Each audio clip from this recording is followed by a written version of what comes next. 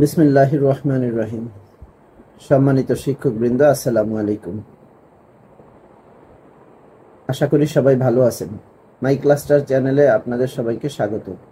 আজ আমি যে বিষয়টি নিয়ে হাজির হয়েছি তা হলো পরীক্ষার কেন্দ্র কি করে পরিষ্কার পরিচ্ছন্ন রাখা যায় এবং পরীক্ষার হল অর্থাৎ হল ম্যানেজমেন্ট বা কক্ষ ব্যবস্থাপনা কি করে করা যায় এবং সিট প্ল্যানটা কিভাবে করব। পরীক্ষার একটা বিদ্যালয়ে পরীক্ষা সংগঠিত হতে গেলে সেক্ষেত্রে প্রশ্ন বিষয় থাকে, সেই প্রশ্নটা কিভাবে সংরক্ষণ করব এবং পরীক্ষা পরবর্তী সময়ে খাতা এবং ফলাফল কিভাবে দেব, এই বিষয় নিয়েই আমি হাজির হয়েছি। তো আমি ধাপে ধাপে আপনাদের সামনে উপস্থাপনের চেষ্টা করতেছি। তো এই বিষয়টি একেবারে সফট রিমাইন্ডার হিসাবে আমরা নেব। আমরা সকলেই অবগত আছি, তারপরেও একটু সবাইকে একটু স্মরণ করিয়ে দেয়া।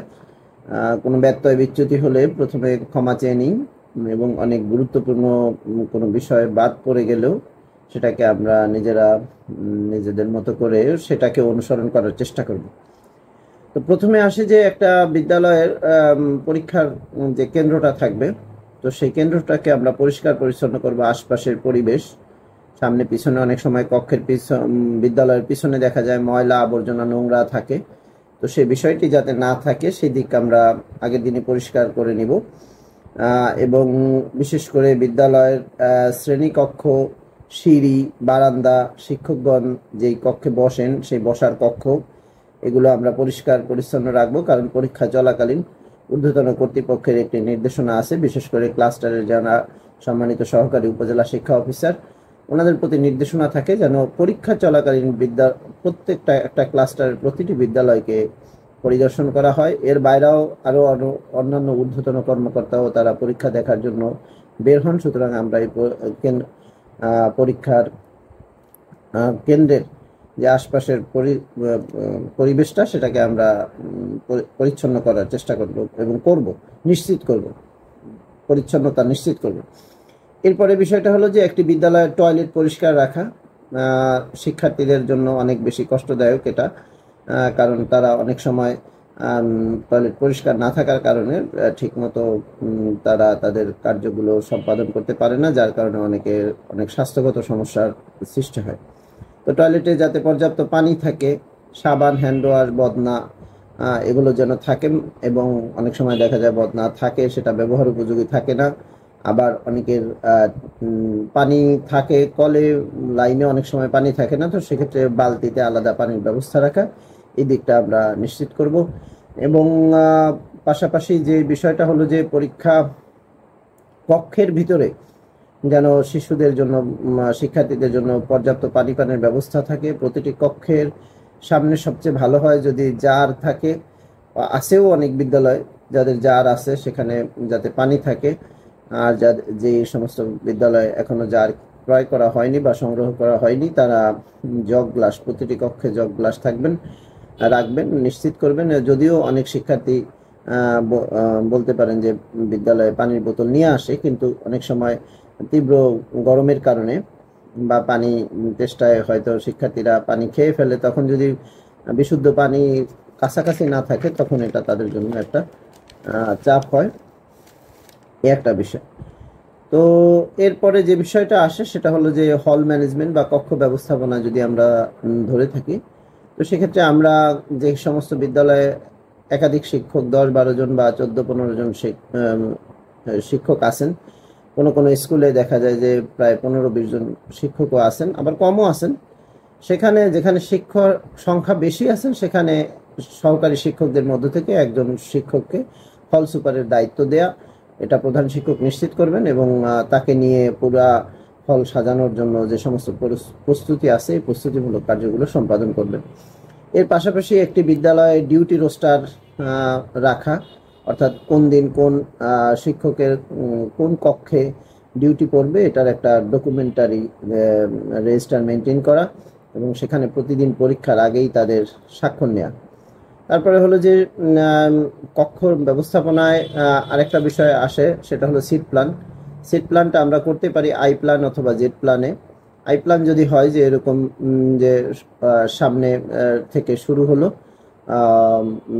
সেটা 1 2 3 4 5 এরকম করে হতে পারে, অথবা জেড প্ল্যান হতে পারে যে একটি বেঞ্চের যদি রাইট কর্নারে 1 রোল বসে তো লেফট কর্নারে, পরবর্তী বেঞ্চের লেফট কর্নারে 2 রোল বসবে। এরপরে আবার নেক্সট বেঞ্চের রাইট কর্নারে 3 রোল বসবে। এভাবে করে করে যাবে। তবে এই সিট প্ল্যানটা করতে গিয়ে একটা বিষয় খেয়াল রাখতে হবে, যেন কোনো বেঞ্চেই যেন এক শ্রেণীর একাধিক শিক্ষার্থী না বসে। অর্থাৎ আমরা জেলা পর্যায়ের এবার যে পরীক্ষার প্রোগ্রামটা দেখেছি, সেক্ষেত্রে দেখেছি যে প্রতিদিনই বিকাল মানে দুপুর বেলা 1টা থেকে আমার কি বলে যে 1:30টা যে পরীক্ষাটা শুরু, সেক্ষেত্রে 3:30টা পর্যন্ত পরীক্ষা চলবে। আবার সকালের শিফটের পরীক্ষাটা আমার শুরু হবে 10টা থেকে 12:30টার মধ্যে। তো এই সময়ের পরীক্ষাটা আমরা 3 4 5 এর সমস্ত পরীক্ষাটাই হলো বিকালের শিফটে। তো সেক্ষেত্রে একটা পরীক্ষা শুধু আছে চারুকারু সঙ্গীত, সেটা সকালের দিকে আছে, আর প্রত্যেক দিনই 3 4 5 আমার বিকালের দিকে রাখা আছে। তো সুতরাং এক্ষেত্রে যেন এরকম না হয় কোনো ভিজিটর গিয়ে যেন না দেখেন যে একই বেঞ্চে হয়তো ক্লাস 3 3জন বাচ্চা বসে আছে, বা ক্লাস 4 এর বা কোনো একটা নির্দিষ্ট ক্লাসের একাধিক বাচ্চা বসে আছে। সেক্ষেত্রে আমরা কোনো অজুহাত দাঁড় করাবো না যে স্যার স্টুডেন্ট তো কম, তো আমরা এক বেঞ্চে বসিয়েছি না, এটা যেন না হয়। সরি, আমরা এই কাজটা একেবারেই করব না। এক বেঞ্চে যেন একটি শ্রেণীর বেশি না বসে। এটা প্রথম দ্বিতীয় শ্রেণীর ক্ষেত্রেও আমরা সিটিং অ্যারেঞ্জমেন্টটা সেইভাবেই করব। আর সবচেয়ে যদি সম্ভব হয় জায়গা থাকে, তো এক বেঞ্চ থেকে আরেক বেঞ্চের মাঝখানেও যেন একটু জায়গা থাকে, একেবারে যেন ঘিঞ্জি না হয়। যদি জায়গা নাই থাকে তো সেক্ষেত্রে তো ভিন্ন কথা। আর একটা বিষয় হলো যে আমরা সিট প্ল্যানটা অবশ্যই করে নিব। আমরা পরীক্ষার শুরুতেই যে একটা ফাইল করব, প্রধান শিক্ষক যারা আছেন, তো সেই ফাইলে অনেক কিছুই থাকবে, ক্লাস রুটিন বা পরীক্ষার প্রোগ্রাম থাকবে, এবং সিট প্ল্যান থাকবে, ডিউটি রোস্টার, আর অন্যান্য যে সমস্ত ডকুমেন্টগুলো আছে সেই বিষয়গুলো তো থাকবেই। পাশাপাশি হলো যে সিট প্ল্যানের 2টি কপি করব। একটি কপি আমি পরীক্ষার হলের সামনে টানিয়ে দেব, এবং আরেকটা হলো যে সিট প্ল্যানের সেই কপি আরেকটা আমার ফাইলে থাকবে, যাতে কক্ষের সামনে থাকবে এবং সুন্দর করে লিখে বেঞ্চগুলো এঁকে তারপরে দেব। অর্থাৎ একটা আইডিয়াল জিনিস শিক্ষার্থীরা যদি আমাদের স্কুল থেকে শিখতে না পারে, তাহলে এটা তারা কোথায় শিখবে? তো সেক্ষেত্রে আমরা শিক্ষার্থীর সংখ্যা যতই কম হোক না কেন, আমাদের প্রত্যেকটা শিক্ষকের এই ব্রত হওয়া উচিত যে বিদ্যালয়ে শুধুমাত্র আমরা লেখাপড়াই শেখাবো না, সাথে সাথে আইডিয়াল আদর্শভাবে যেই বিষয়গুলো আসা উচিত, সমস্ত বিষয়ের প্র্যাকটিস যেন তারা আমাদের মাঝে দেখেই শিখে। আমরাও আমাদের সম্মানিত শিক্ষকগণের মাধ্যমে এই সমস্ত বিষয়গুলো শিখেছি। আরেকটা বিষয় হলো যে সিট প্ল্যান যেটা করব সেটা কাগজে রোল নাম্বার লিখে বেঞ্চের উপর আটা দিয়ে এঁটে দিতে হবে, এবং এটা আমরা নিশ্চিত করব।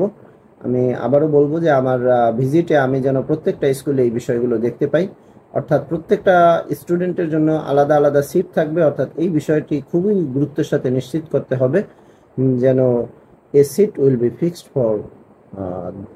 For students. এইটা যেন আমরা নিশ্চিত করতে পারি যে যতদিন তার পরীক্ষাটা চলবে, এই ততদিন যেন প্রত্যেকদিন একই বেঞ্চে একজন শিক্ষার্থী একটা কক্ষে এসে বসে। এটা যেন এরকম না হয় যে আজকে এই বেঞ্চে বসছি, কালকে ওই বেঞ্চে বসছি, আজকে এই কক্ষে বসছি তো কালকে ওই কক্ষে, এরকম এলোমেলো অবস্থা যেন না হয়, এই দিকটা আমরা খেয়াল করব। পাশাপাশি আমাদের বিদ্যালয়ে যদি কোনো প্রতিবন্ধী শিক্ষার্থী থেকে থাকে, তাদের পরীক্ষা দেওয়ার জন্য যে নির্ধারিত সময় আছে তার চেয়েও আরও অতিরিক্ত 30 মিনিট সময় দেব। এবং যদি কেউ এরকম থাকে যে কারো যদি শ্রুতি লেখক দরকার হয়, অর্থাৎ একেবারেই লিখতেই পারে না, তো সেক্ষেত্রে শ্রুতি লেখক তার জন্য 20 মিনিট সময়, যদিও এটা আমাদের খুবই কম আছে হয়তোবা, তারপরে বলে রাখলাম যদি থাকে তো সেক্ষেত্রে আমরা এই সুবিধাটা দেব। এবং শ্রুতি লেখক নির্ধারণ করতে গেলে যেটা হবে যে মিনিমাম যেই ক্লাসে পড়ে ওই ক্লাস না, একটু নিচের ক্লাসের হতে হবে। 5-এ পড়লে 4-এ, 4-এ পড়লে 3, 3 পড়লে 2, এইভাবে আমরা একটু নিশ্চিত হয়ে নেব। কোনো অবস্থায় বড়, তার চেয়ে বড় ক্লাসের বা তার সমবয়সী ক্লাসেরও কাউকে আনা যাবে না। এরপরে অত্যন্ত গুরুত্বপূর্ণ হলো যে আমরা আমাদের একটা নির্ধারিত রুটিন আছে এবারের আমাদের এই জেলায়, জেলা প্রাথমিক শিক্ষা অফিসার মহোদয় কর্তৃক একটি যে রুটিন দেয়া হয়েছে, আমার ডেসক্রিপশন বক্সেও দেয়া থাকবে, এই রুটিনটি আমরা মেনে পরীক্ষা নেব এবং এই রুটিনে যেভাবে যেই পরীক্ষা সকালে নেওয়ার কথা সেটা সকালেই নেব, যেটা বিকালে নেওয়ার কথা সেটা বিকালে সেকেন্ড হাফে নেব। তবে পরীক্ষা চলাকালীন আমরা প্রাক প্রাথমিকের শ্রেণী পাঠদান অবশ্যই চালু থাকবে এবং আমরা জানি যে ক্লাস 1, 2, 3 পরীক্ষাটা একটু শেষের দিকে শুরু হবে, সুতরাং ওর আগ পর্যন্ত 5 তারিখ থেকে যদি পরীক্ষা শুরু হয়, কথা উদাহরণ হিসেবে আমি বলতে চাই, তো সেক্ষেত্রে 5 তারিখ থেকে যদি 1, 2 পরীক্ষা প্রোগ্রামে না থাকে তাহলে আমাদের এই পরীক্ষাটা ওই দিন ক্লাস চলবে। অর্থাৎ এরকম যেন না হয় যে আমরা 3, 4, 5 এর পরীক্ষাটা সেকেন্ড হাফে নিলাম, বিদ্যালয়ে সকালবেলা কোনো টিচার আসলাম না, 1, 2 ক্লাসও হইল না, এইটা যেন না হয়। আবার এইটাও যেন না হয় যে রুটিন আমি পরিবর্তন করে ফেললাম, অর্থাৎ 5 তারিখের পরীক্ষাটা আমি 5 তারিখে নিলাম কিন্তু সেকেন্ড হাফের পরীক্ষাটা আমি ফার্স্ট হাফে নিয়ে নিলাম। এটাও যেন না হয়। যদি এটা কোথাও ধরা পড়ে বা এই ধরনের ব্যত্যয় বিচ্যুতি আমরা কেউ করার সাহস প্রদর্শন করি, তাহলে হয়তো একটা ভিন্ন পরিস্থিতি সৃষ্টি হবে, যেটা আমাদের কারোর জন্যই কাঙ্ক্ষিত নয়। এরপরে আরেকটা বিষয় হলো যে পরীক্ষার ফিস কোনো অবস্থায় গ্রহণ করা যাবে না। ফিস কোথা থেকে আসবে? ফিস আসবে স্লিপ ফান্ড থেকে। যদিও এই বছর স্লিপ ফান্ডের এই দ্বিতীয় কিস্তির টাকা অনেক কমে গেছে, তারপরেও কর্তৃপক্ষের হয়তো একটা সদয় বিবেচনা করার জন্য আমি স্বনির্বন্ধ আহ্বান জানাই, যাতে অভিভাবকদের মাধ্যমে একটা যৌক্তিক ফি আদায় করে পরীক্ষাটা গ্রহণ করা যায়। তো এই ব্যাপারে হয়তো কর্তৃপক্ষ নতুন কোনো সিদ্ধান্ত নিয়ে আসার জন্য ভাবছেন, আশা করি। তো এরপরে হলো যে অনিবার্য কোনো কারণ, কোনো আনএভিটেবল সিচুয়েশন যদি এসেই যায়, রুটিন যদি পরিবর্তন করতেই হয়, তো সেক্ষেত্রে অবশ্যই উপজেলা শিক্ষা অফিসার মহোদয়, তিনি জেলা প্রাথমিক শিক্ষা অফিসার মহোদয়ের কনসালটেশন তার সাথে করে তার অনুমতি সাপেক্ষে রুটিন মানে পরীক্ষার প্রোগ্রামটাকে পরিবর্তন করতে পারবেন। কিন্তু কোনো অবস্থায় আমরা বিদ্যালয় পর্যায়ে নিজেদের মতো করে রুটিন পরিবর্তনের ক্ষেত্রে হাত দেব না, পরীক্ষার প্রোগ্রাম কোনো অবস্থায় হাত দেওয়া যাবে না। তারপরে আরেকটা বিষয় হলো যে বিদ্যালয়ের পরীক্ষা নেওয়ার জন্য যে প্রশ্ন, সে প্রশ্নের অবশ্যই গোপনীয়তা রক্ষা করতে হবে, কারণ এটা আমরা মনে করব যে এটা আমাদের পবিত্র দায়িত্ব, এইটা আমাদের আমানত। এরকম একটা কথা আছে যে বিশ্বাসের ঘরে চুরি করলে হইলে হয় কুড়ি, নইলে হয় নির্বংশ। সুতরাং আমরা আমাদের এই দায়িত্বের প্রতি সজাগ, সচেতন এবং সচেষ্ট থাকব। এটাকে আমরা আমাদের পবিত্র দায়িত্ব মনে করে পরীক্ষার প্রোগ্রাম প্রশ্নটা সংরক্ষণ করব এবং প্রতিদিন পরীক্ষার আগে আমরা নিজেরা প্রশ্ন খুলব না, নিজেরা প্রশ্ন পড়ব না। পরীক্ষা চলার কালীন কোনো অবস্থায় প্রশ্ন পড়া যাবে না এবং পরীক্ষা আগে প্রতিদিন প্রশ্ন খোলার সময় আমি সহকর্মীদের নিয়ে সকলের সামনেই প্রশ্নটা ওপেন করব। আর প্রধান শিক্ষক তিনি তার নিজ দায়িত্বে বিদ্যালয়ের একটি আলমিরাতে অত্যন্ত নিরাপত্তা নিশ্চিত করে তিনি প্রশ্নটাকে সংরক্ষণ করবেন। এই বিষয়টা খেয়াল রাখবো। আরেকটা বিষয় হলো যে পরীক্ষা আমাদের সহকারী উপজেলা শিক্ষা অফিসার মহোদয়, তাদের প্রতি একটা কর্তৃপক্ষের নির্দেশনা আছে যে বিদ্যালয় চলাকালীন প্রত্যেকটি বিদ্যালয়ে তার ক্লাসটারে যতদূর সম্ভব তিনি সকল স্কুলকে কভার করার চেষ্টা করবেন। আর একটা বিষয় হলো যে উত্তরপত্র পরীক্ষা শেষ যখন হয়ে যাবে তখন উত্তরপত্রটা আমরা যথাযথভাবে মূল্যায়ন করব এবং এটা একজন শিক্ষকের কাছে, যত বেশি স্টুডেন্টই থাকুক না কেন, এরকম অন্তত সেকশনের স্টুডেন্টের টিচারের কাছে এটা দিতে হবে। এরকম যেন না হয় 100 জন স্টুডেন্ট আছে, তো আমরা বাংলা খাতা 3 জনে ভাগ করে নিলাম, সেটা না। একজন টিচারের কাছে দিলে যেটা হয় যে জাজমেন্টটা সঠিকভাবে হয়। তো সেই দিকটাও আমরা খেয়াল রাখবো যে মূল্যায়ন যেন যথাযথভাবে হয় এবং খাতা মূল্যায়নের ক্ষেত্রে আমরা প্রধান শিক্ষক যারা আছি প্রত্যেক শিক্ষককে লাল কালির ব্যবস্থা করব, অর্থাৎ লাল কালি দিয়ে যেন খাতাটা মূল্যায়ন করা হয়, এই দিকটা দেখা হবে।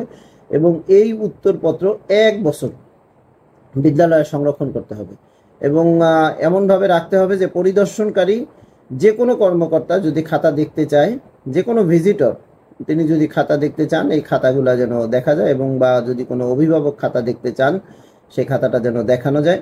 সুতরাং খাতা নষ্ট করা যাবে না। যদি কোনো বিদ্যালয়ে এই উত্তরপত্র দেখতে গিয়ে না পাওয়া যায়, অর্থাৎ উনি বিনষ্ট করে ফেলেন, তো এর দায়ভার তাকেই বহন করতে হবে। সুতরাং আমরা এই বিষয়টি অত্যন্ত গুরুত্বের সাথে খেয়াল করব। সবশেষে যে বিষয়টা হলো যে আমরা বিদ্যালয়ের খাতা দেখা শেষে যে মূল্যায়ন করে আমরা যে ফলাফলটা পাবো, সেই ফলাফলটা একটি মা সমাবেশের মাধ্যমে আমাদের দিতে হবে। এবং মা সমাবেশ কিভাবে করব এই নিয়ে আমার একটি ভিডিও আছে, আপনারা চাইলে দেখে নিতে পারেন, এবং এর লিঙ্কও আমি আমার ডেসক্রিপশন বক্সে দিয়ে দিব। আর ফলাফল কিভাবে সংরক্ষণ হবে তার জন্য একটা প্রোগ্রেস রিপোর্টের নমুনা উপরেও আমার একটি ভিডিও আছে, আপনারা চাইলে সেটাও দেখে নিতে পারেন, যার লিঙ্ক আমি আমার ডেসক্রিপশন বক্সে দিয়ে দেব। এই ছিল সব মিলিয়ে আমার আজকের ভিডিও। তো আমার সাথে থাকার জন্য আপনাদের সকলকে ধন্যবাদ। ভালো লাগলে আমার চ্যানেলটিকে সাবস্ক্রাইব করবেন। আসসালামু আলাইকুম।